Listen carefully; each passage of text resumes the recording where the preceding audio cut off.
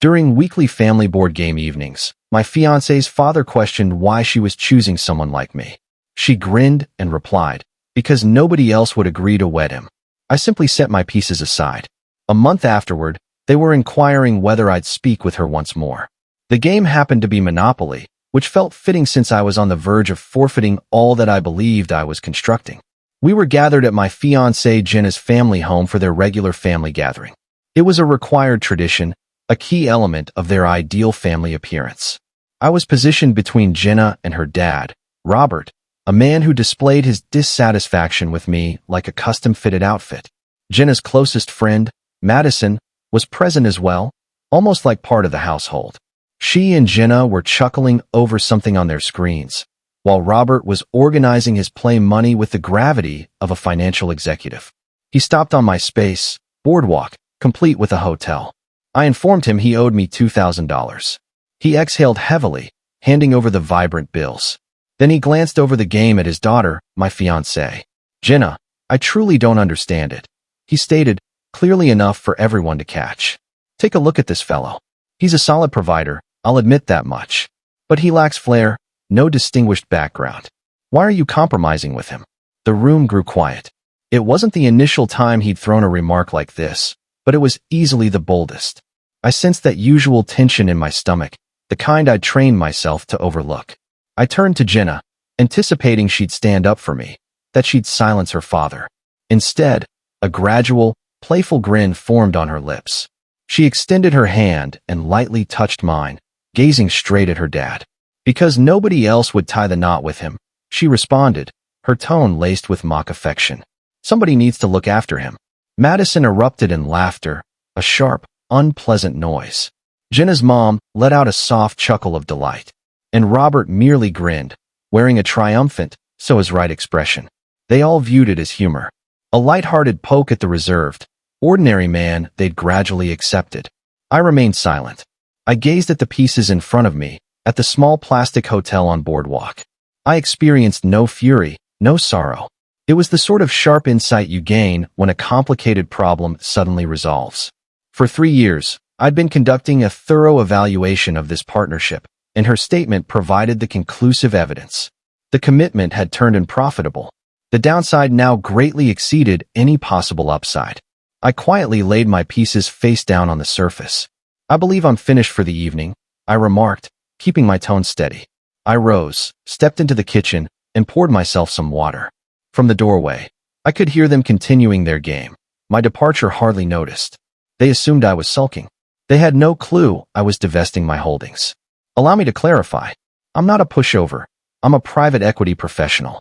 My whole profession revolves around one core ability: spotting underperforming or poorly run entities, obtaining majority control, streamlining their processes, and then exiting them for substantial gains.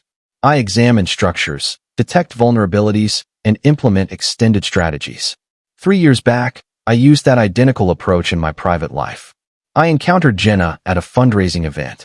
She was stunning, engaging, and hailed from a lineage with an established enterprise, a local manufacturing firm known as Sterling Industries. Her father, Robert, had taken it over from his own dad, and it formed the foundation of their affluence and status. After several outings, she brought me to her parents' residence for a meal. Robert dominated the conversation with tales of his business, but the more he spoke, the clearer it became that he was an ineffective leader. He was relying on his father's name, making emotional choices rather than strategic ones, and was utterly unaware of shifting industry trends. Conducted thorough research.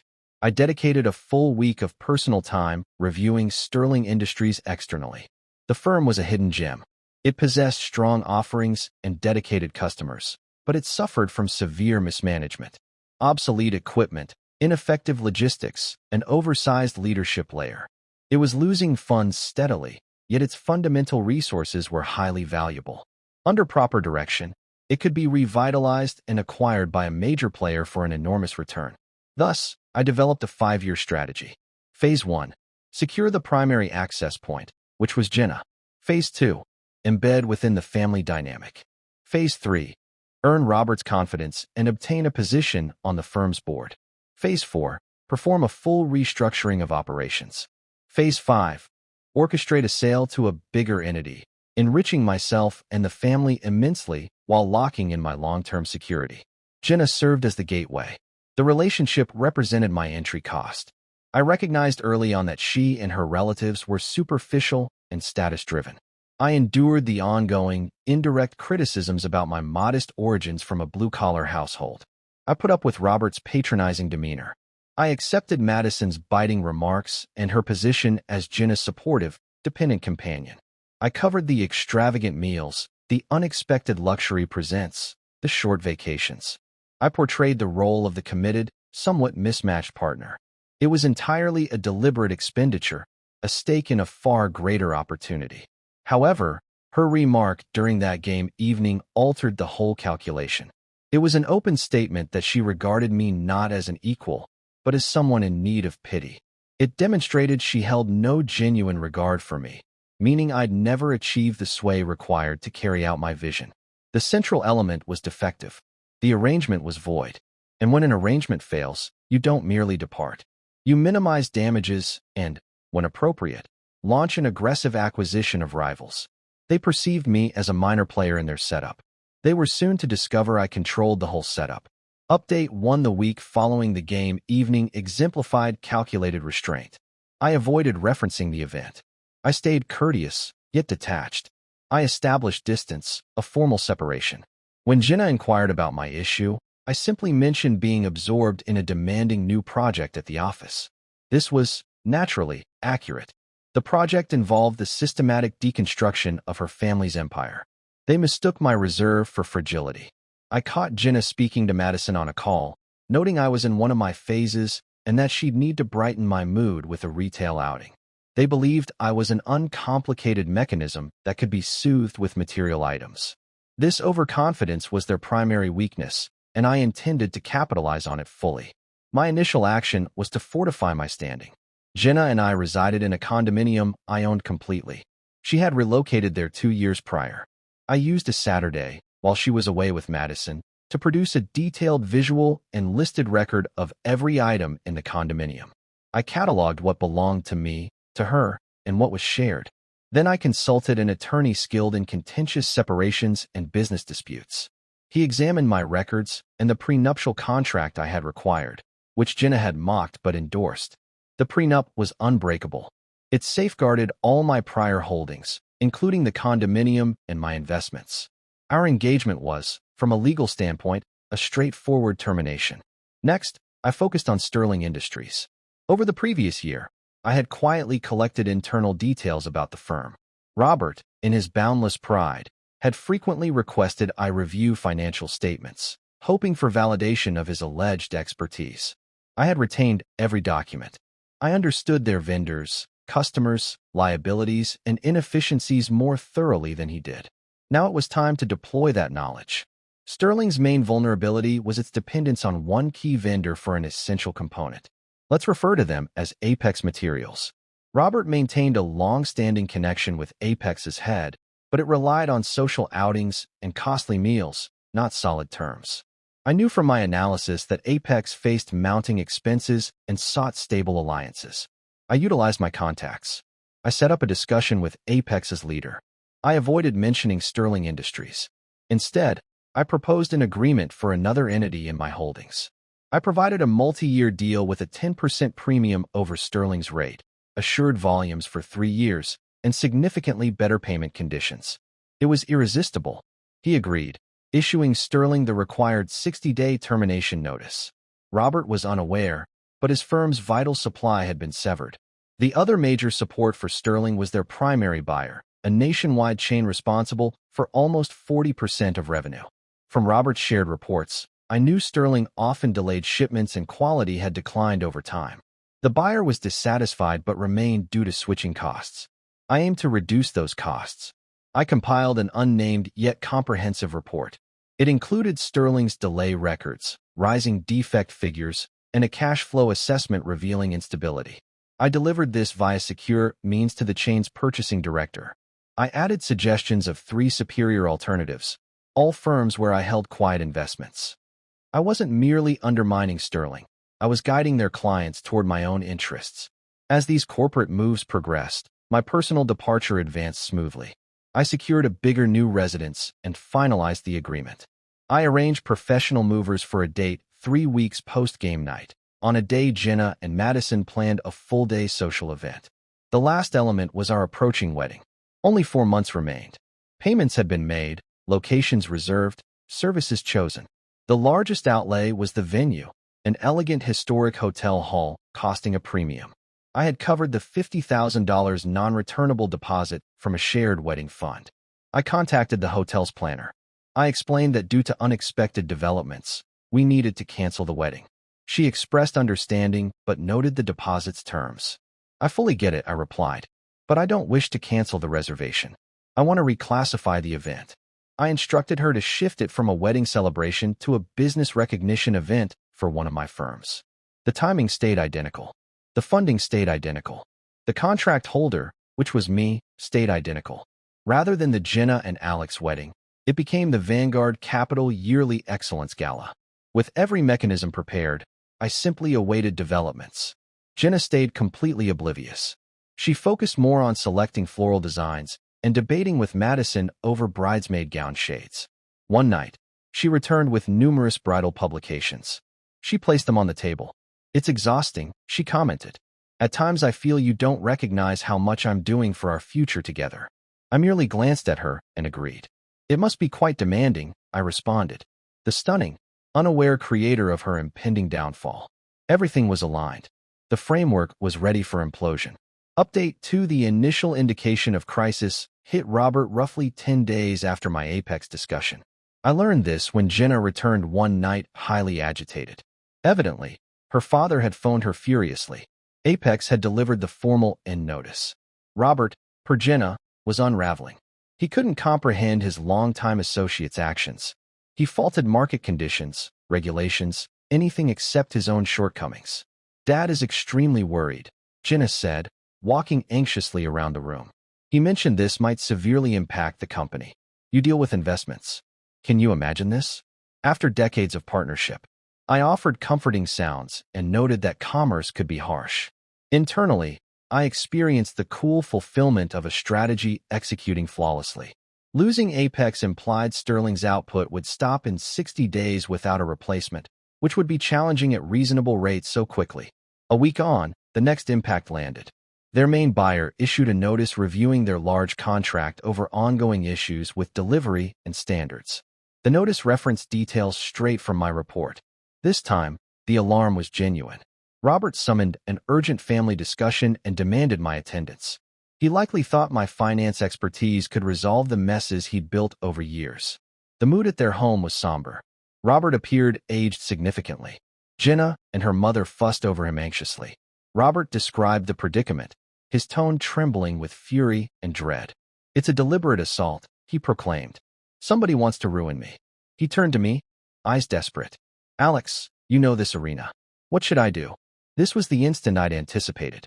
I adopted my executive demeanor, the one for meetings.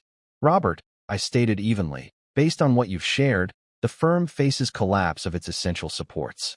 You've forfeited your main vendor, and you're risking your key customer. Your finances are already strained. Honestly, it's dire." I dedicated the following hour outlining his paths, all unfavorable. He could seek another vendor, but at huge expense and delay. He could attempt retaining the customer, but lacked bargaining power. He required major funding for upgrades and improvements, but lenders wouldn't touch him now. Then I presented my option. "There's another path," I noted, pausing for effect. "You could attract a private backer, offering funds and guidance for recovery. It would involve surrendering majority control, but preferable to insolvency." Hope sparked in Robert's gaze. "Do you have contacts?" he inquired. "Possibly," I answered. "I'll reach out." Naturally, the backer was myself. Indirectly, via a controlled entity. My goal wasn't pure destruction. It was acquiring the remnants at a fraction of value. As business tensions rose, my personal withdrawal proceeded precisely. The Saturday of the social brunch came. Jenna and Madison departed early, in lavish attire, excited about drinks and connections. As soon as they left, the movers came. The operation was efficient. Within 4 hours, all my belongings were removed. I left Jenna's items intact, positioned exactly. But my removal left the space barren and empty. I placed my keys, a printed prenup copy, and a certified check for half the wedding fund on the kitchen counter. I included a brief note. Jenna, our engagement has ended. As evident, I have relocated. Under our prenuptial terms, separate properties remain individual. The attached check is your portion of the wedding savings. Other payments and reservations were under my name and now solely mine. Future contact should go through my attorney. Details below. Alex. I surveyed once more, then departed. I headed to my new residence and started settling in. That night, I received numerous angry messages from Jenna. She and Madison had returned to a partially vacated home. She labeled me cruel, spineless, dishonest. She claimed I deserted her. Madison sent her own frantic texts, vowing online exposure. I reviewed them, captured records for legal purposes, and blocked both indefinitely. The quiet was rewarding. The following day, Robert phoned, tone menacing. What's this about abandoning my daughter? You cannot do this. We have a ceremony to organize, and I require your assistance with the firm. Robert, the engagement is terminated, I replied firmly. Regarding the firm, my proposal to locate backing remains, but strictly transactional. The cost to rescue your business is 51% ownership to the group I represent. That's the sole proposal. You have 48 hours before withdrawal. I sensed his suppressed fury. He had no alternatives. It was cede control or see his heritage vanish. Victory was near. Final update. 3 months have passed since initiating my approach. The consequences were as thorough for them as intended. Robert, cornered without choices, agreed to terms. He transferred 51% of Sterling Industries to a controlled entity, unaware he was delivering full authority to me. On closing day, I entered the Sterling boardroom, revealed myself as majority owner, and dismissed him. I also removed his entire loyal executive group. His expression, blending utter disbelief and growing terror of realization, was priceless beyond measure. I promptly started the restructuring I'd planned long ago. We secured a short-term Apex deal at elevated rates to the firm, which suited my interim needs. I traveled personally to meet the retail clients' executives. I presented my detailed recovery strategy for standards and supply, plus a temporary price reduction as goodwill. They consented to stay. The firm, now mine, was stabilized. In 1 year, I anticipate double profitability. In 2, a sale for hundreds of millions. Their personal repercussions were equally total. Lacking my backing, Jenna's lifestyle crumbled. She couldn't maintain the old condominium and returned to her parents. Her father, deprived of role and firm, suffered a severe crisis. Their grand home is listed to settle enormous obligations. Jenna's circle disintegrated. Madison and others lost interest in associating with someone unable to fund outings. Their bonds were conditional, and conditions ended. Madison attempted an online attack, but my attorney issued a stern warning, prompting her to erase her profile entirely. Roughly a month later, contacts began. First from Jenna's mother, urging reasonableness, rehiring Robert, speaking to Jenna. Then Jenna, with lengthy, emotional messages. She regretted it. A grave error. She cared deeply. It was merely banter. She hadn't intended harm. The standard pleas. They persuaded a mutual acquaintance to intervene, asking if I'd meet her once. I consented to one last encounter. We convened at a neutral cafe. Jenna and Robert attended. They appeared worn, broken. Robert began. He expressed remorse. Said he'd erred in judging me. He pleaded for some company role, even advisory. Then Jenna. She wept. She felt adrift without me. Inquired if reconciliation was possible. Offered anything. I allowed them to conclude. Then sipped my drink and met their gazes. You appear mistaken, I stated. You assume this stemmed from injured emotions. That remorse could mend it. It cannot. To Robert, this was commerce. I identified a struggling entity and intended friendly integration. Your disdain proved unreliable collaboration, so I shifted to aggressive control. You forfeited your firm not from my resentment, but from poor leadership. To Jenna. And you? Not my partner. My entry expense. The cost for accessing the true target. But your game night words exposed a critical defect. No worth as an ally. A poor commitment. Thus, I exited with minimal loss. I rose. Their faces were ashen. They stared as if meeting a stranger. In truth, they were. They'd only seen my facade, never the reality. Perhaps you'll gain insight, I said, placing a $20 for the drink. Always assess your resources accurately, and never undervalue opponents. I departed without glancing back. Latest reports: Robert and wife relocating to a modest rental. Jenna in an entry-level administrative role. They forfeited all. Firm, residence, prestige. A poor commitment. Thus, I exited with minimal loss. I rose. Their faces were ashen. They stared as if meeting a stranger. In truth, they were. They'd only seen my facade, never the reality. Perhaps you'll gain insight, I said, placing a $20 for the drink. Always assess your resources accurately, and never undervalue opponents. I departed without glancing back. Latest reports: Robert and wife relocating to a modest rental. Jenna in an entry-level administrative role. They forfeited all. Firm, residence, prestige.